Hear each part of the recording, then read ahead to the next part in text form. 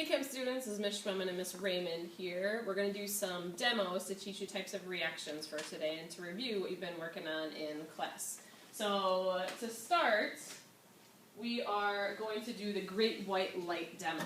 So I have a piece of magnesium here, and this piece of magnesium is going to be burned in the Bunsen burner. So I want you to think about what would I be reacting that magnesium with as I'm burning it. So think about that for a second. Alright, can anybody help me out? Fire? Okay, fire, yeah. So when it's burning in fire, it's reacting with something in the air, right? So what would that maybe be reacting with? Maybe oxygen? Yeah, oxygen. So when we burn this magnesium, we're going to be reacting it with oxygen. And what's oxygen's chemical formula since it's a Hofbrinkel? Since it's a Hofbrinkel, I'd say O2. O2. And since it's a gas, we're going to put a little G in parentheses there. And for this reaction, you might already know the answer of what's going to happen, but do the reaction, and then I'll ask you what type of reaction it is, and then we'll predict what our product might be. So I'm going to take this magnesium and hold it in my tongs after I get my Bunsen burner lit.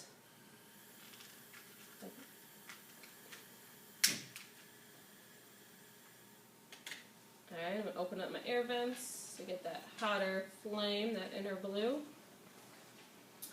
And here we go. So for this one, generally we say try not to look directly into the light. So kind of look to the side and you should be good.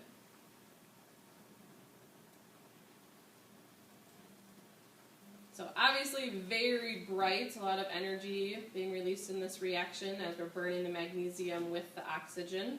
And not sure if you can see, but we have a leftover kind of white powdery solid there. Looks kind of like goose poop.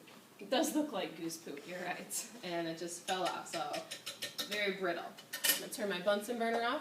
So does anybody remember from their readings that they did, or their inquiry, when I have two reactants and I only form one product, does anybody remember what that's called? Two reactants making one product, would that be synthesis? It is, it's synthesis. So this is our first type of reaction we're going to discuss, the synthesis reaction. So for synthesis, if I have two reactants, one product, we'll have to think what would the product be for magnesium and oxygen. And since magnesium is a positive 2 charge as an ion, oxygen is a negative 2, we're going to form magnesium oxide, and it's a solid. So then all we would have to do is go back and balance our equation, and you guys should be able to do that on your own. So that's our first reaction. Okay, so aside from synthesis, this actually falls into another reaction type category. So who remembers when we react something with oxygen and burn it, what is that called? Combustion? It is. It's called combustion. So theoretically, this magnesium burning in oxygen to produce magnesium oxide is also going to be a combustion reaction. So anytime we react with oxygen, we're also going to be considered combustion. So our next type of demonstration we're going to do is elephant toothpaste.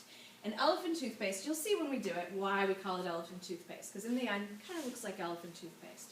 So what I just put in here, I put some hydrogen peroxide in here, which has the formula of H2O2. It is a solution, therefore it's aqueous. And hydrogen peroxide comes in these funky brown bottles like this. And the stuff that I have is 30% hydrogen peroxide solution. What you guys have at home, probably in your medicine cabinet, is only 3%. So this is 10 times stronger than what you guys have at home. Now, do you ever wonder why the hydrogen peroxide is in a brown bottle and not a clear bottle or some other type of bottle? What's a reason that you think maybe the hydrogen peroxide is in a brown bottle? Anybody? Maybe it can't be seen by the light? Yeah, something to do with light. It's probably going to react with light somehow. And sure enough, what happens with hydrogen peroxide is light will make it react, and when it reacts, what I'm saying is that it's going to break down. And what's another word for a type of reaction that we say breaks down? Ooh, call me. Yes. I think in bio we talked about decomposers, like decomposition. Decomposition, exactly. It decomposes. So it's going to be one reactant that we start with, and it decomposes or breaks down into other substances. Now, when it decomposes, we know it's decomposition because you're starting with only one reactant and nothing else. So that's how we know that we have a decomposition reaction. Now, this decomposition is going to be a way to also think about decomposition sometimes. I think about like roadkill. Because like roadkill, it's decomposing on the side of the road. It's breaking down into other things, okay? So I went ahead and I put this in here, and I have it in a brown bottle so that it doesn't react. And what happens is when it does react, it creates a gas. If you ever think about, like, if you put hydrogen peroxide on a cut, what happens? What do you see when you put it on a cut? It like bubbles up. Yeah, it bubbles up. So that bubbling, what that is actually doing, the reason why we use hydrogen peroxide, those bubbles are literally drawing the debris and things out of our cut. So that's one of the reasons why we use hydrogen peroxide. Besides it being like an antiseptic, it's also pulling the debris out. So it's going to bubble, it's going to make bubbles, and so since this is so strong, the container that I buy it in, being 30% so strong, is like this weird kind of like accordion container. Because when it sits in the back room, especially in the summer, sometimes it'll decompose, make that gas, and then if it was in a normal bottle, it would explode. So instead it's in this so it can kind of expand. So, if I put this on my cut, I'm going to see that decompose, I'm going to see that gas. If I expose it to light, I'm going to see it decompose, I'm going to see that gas. But both of those things take a longer time. If this is going to decompose in a really long time, unless I expose it to light or put it on a cut. So I don't have the kind of time to just sit here and be able to be like, decompose. So what do you think I can do to speed up this reaction? What's something that's possible that we can do? We could add a catalyst. Catalyst, exactly. So we can add a catalyst. So what I'm going to do is, I know that a gas is going to be produced, so I'm going to go ahead and I'm going to add some soap to this to be able to capture my gas. So I just have some dish soap I'm going to add. And then I'm going to add some food coloring just because I feel like coloring my elephant toothpaste today. So that's not going to do anything. But I am going to add a catalyst. And this catalyst is called Ki, it's potassium iodide. And it's not part of the reaction. I'm not even going to write it into the reaction. Catalysts don't get written into the reaction. They're just hanging out watching the reaction take place. So I'm going to go ahead and I'm going to add my catalyst. And we're going to see what happens. Ooh. Now, see the reason we call it elephant toothpaste? Looks kind of like elephant toothpaste. Now, I want to check out what is being made here. I'll tell you one thing. One of the products that we make is water, which is a liquid, so we put the symbol for liquid after it. The other one, though, well, let's look at this. Could we make, I don't know, nitrogen from this? What do you think?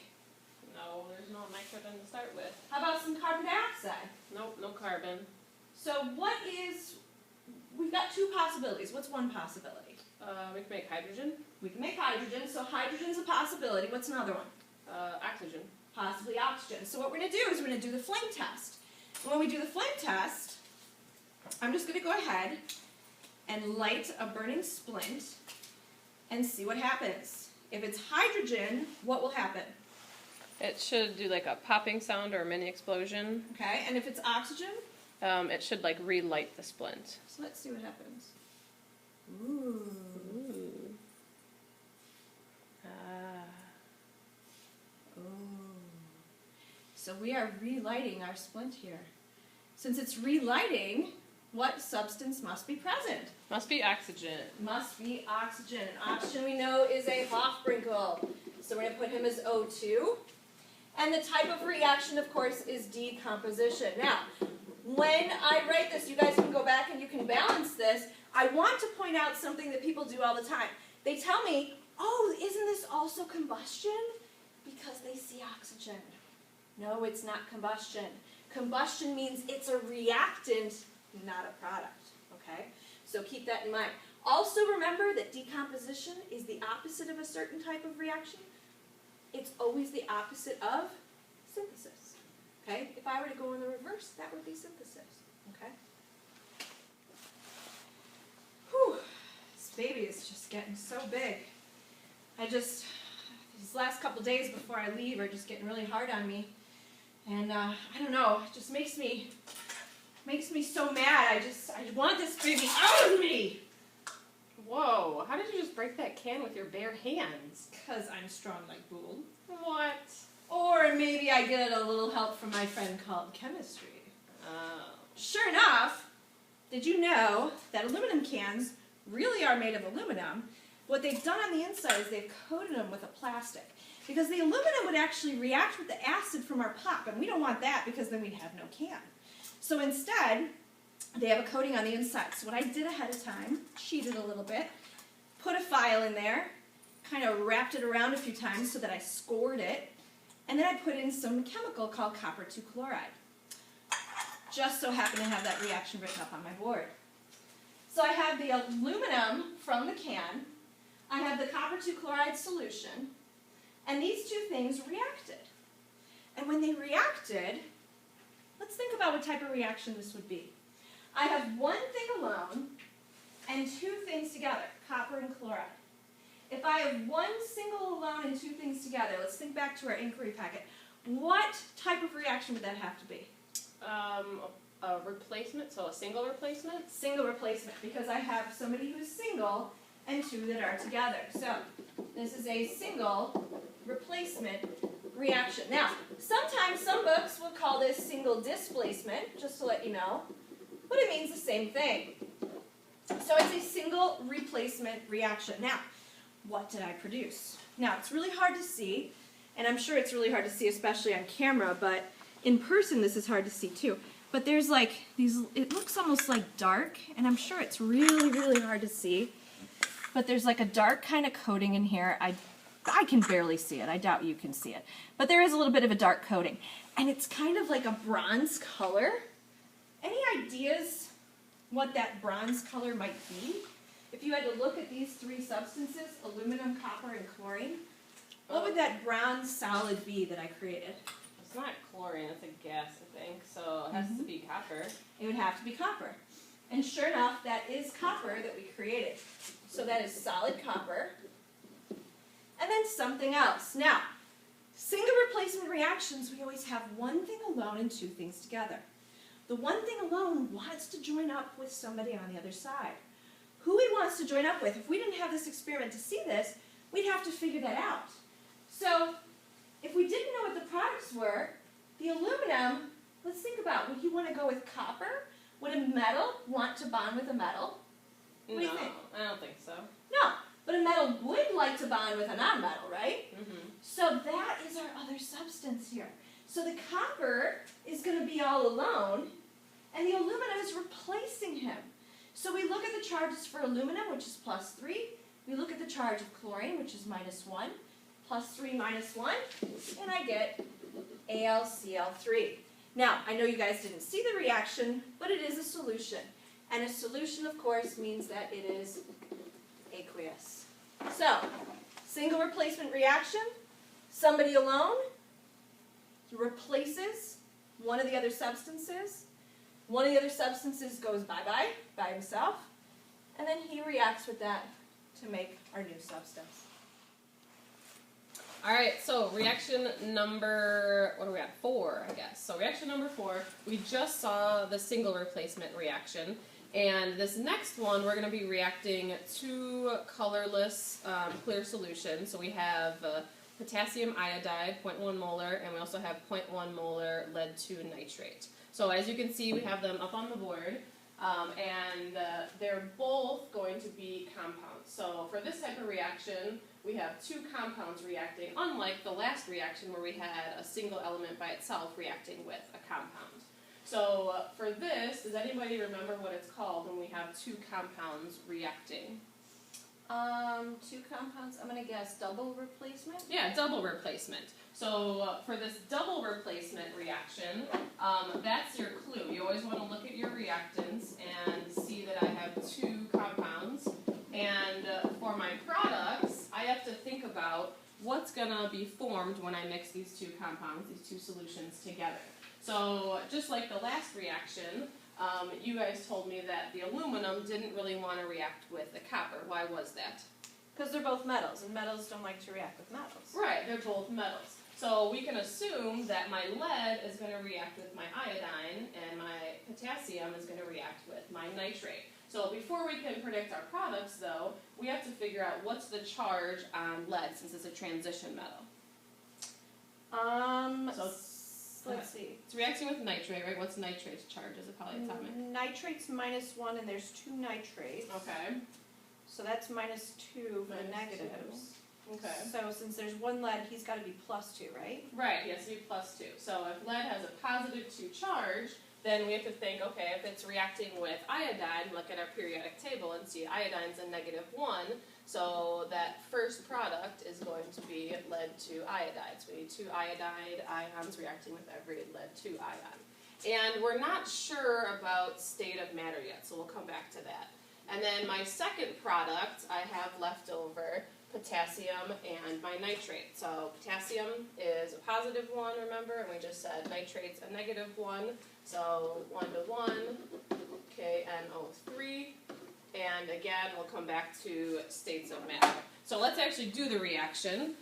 Think right now what your prediction will be, what you're going to see when we react these two colorless solutions. So I'm going to pour some potassium iodide in my test tube, and then I'm going to add a few drops of my lead 2 nitrate, and hopefully you can see what's going to happen.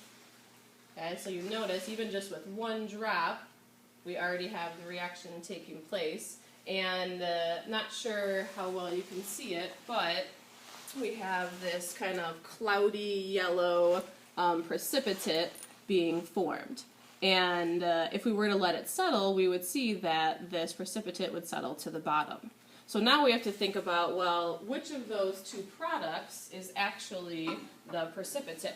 So we haven't talked about this yet, but we're going to get into solubility in a few days and talk about the solubility chart. And one thing you're going to have to memorize is that all nitrates are soluble. So they're always going to be aqueous. So right away I know that my potassium nitrate is going to be in solution, aqueous. So it's still that clear colorless solution you would see if it were to settle. And then my lead 2 iodide must be my precipitate, which is going to be my solid. So just to recap, anytime we have 2 compounds reacting to form 2 different compounds, all they're doing is switching places or replacing each other in the compound, so we end up getting a double replacement reaction. Alright, for our last type of reaction for today, we have some methane from our gas jets, and I'm going to bubble a little bit of this methane into just some soapy water to trap those bubbles. And now methane is a hydrocarbon, so we're going to talk about what happens when you burn a hydrocarbon. I'm going to wet my hand again because I don't want to start myself on fire. That wouldn't be any good. I'm going to put some methane bubbles inside my hand, and then my trusty sidekick here, Miss Raymond, gave me a wood splint, so I'm going to light those on fire. And there you go. You got your methane combustion. So this is a combustion reaction, and why is it a combustion reaction? Well, I'm reacting with oxygen. So the combustion of a hydrocarbon, hydrocarbon meaning a compound just made of hydrogen and carbon here, is when I react with oxygen, it's always going to produce 2 specific gases. So it's going to produce carbon dioxide and water. And now you might be thinking, well, how do I know it's gaseous water and not liquid water? Well, because it's so exothermic, it's releasing a lot of energy, so that's my clue that it's turning directly into water vapor instead of liquid water. And like we said, this is a combustion reaction, which we talked about briefly in that first demo we did, and specifically this is a combustion of a hydrocarbon. So we're going to do other combustion reactions too. Oops, can't spell carbon. But anytime I'm reacting with oxygen, I'm always going to be combusting something. Okay, so just to recap the combustion reaction, for this specific type of reaction with a hydrocarbon could be any sort of compound that has carbon, so I'm going to write CX, hydrogen, HY, and occasionally hydrocarbons also have oxygen, so OZ. So anytime I'm combusting a hydrocarbon, any hydrocarbon, not just methane, I'm going to be reacting it with oxygen to produce water and carbon dioxide. And now you should be able to go back and balance this equation.